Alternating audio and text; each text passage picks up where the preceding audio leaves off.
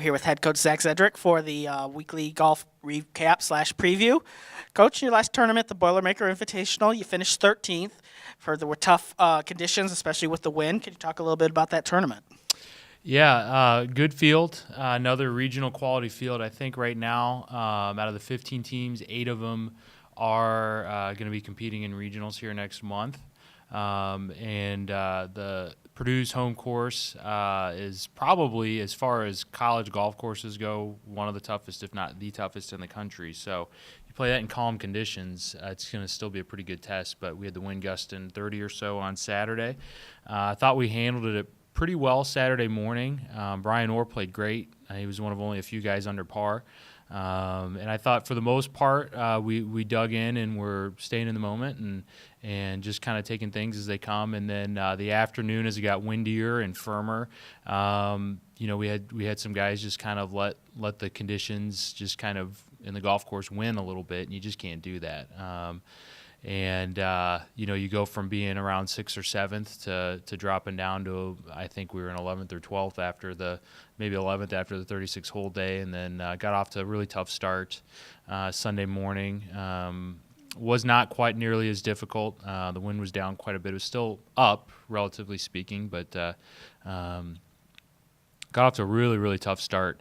Definitely started on the tougher 9, but just there's some shots that can make you really, really uncomfortable, and overall we just didn't handle them very well. But I was proud of how we finished.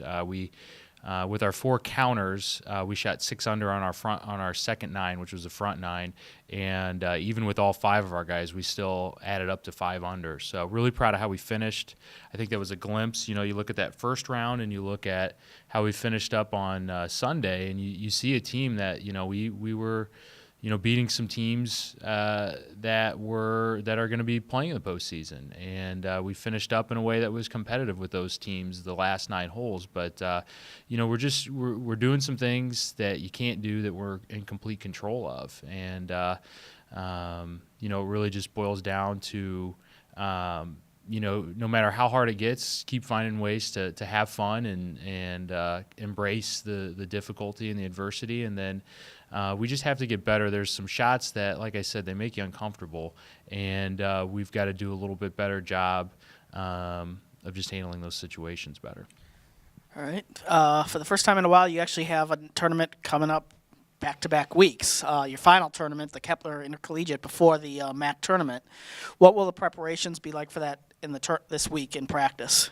Well, it's short. Today's our off day, and then we've got tomorrow and Wednesday before we leave. Then we head up on Thursday, and we got a little bit of practice up there before the practice round on Friday. So tomorrow will be more individual stuff. There's some things that guys definitely need to work on that are very specific to them individually, so we'll take care of that then. And then Wednesday will be a little bit more of a competitive day, and it's going to revolve a lot around just putting guys in situations where it just feels a little uncomfortable and having to score and having to compete, and a couple of the big things too, just a little bit sharper with short and middle irons. So what we'll do will be will revolve around really focusing on that area. But I think the stuff that we've got to get better at is really fixable. There were a lot of teams that struggled.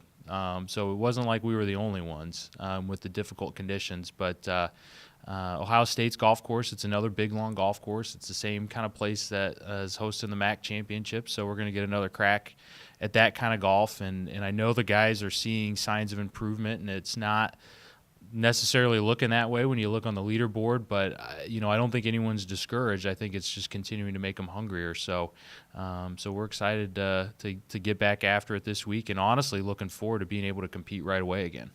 Right, and with the Kepler Intercollegiate, what can we expect? What kind of field? What's the course like? It's interesting. It's a MAC.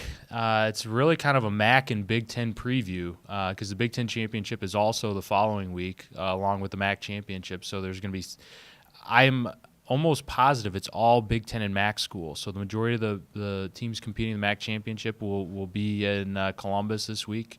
And I want to say half a dozen or so Big Ten schools are going to be there. So good field. Like I just mentioned, Ohio State's golf course that we're playing on, the Scarlet, is very similar to the Virtues and to what we saw last week at Purdue, where it's long, lots of tough par fours, some shots that make you a little uncomfortable, definitely some opportunities to score. So it's going to look very similar. So like I said, I think that playing these 3 tournaments in a row is really going to be great for getting some mojo heading into the MAC championship, because they're very similar golf courses that demand very similar things out of you. And we're playing, it's either the teams we're going to be seeing or some of the best teams in the country. So I can't think of a better way to get us ready for the MAC championship and hopefully some postseason golf. Thanks, and good luck this week. Thank you.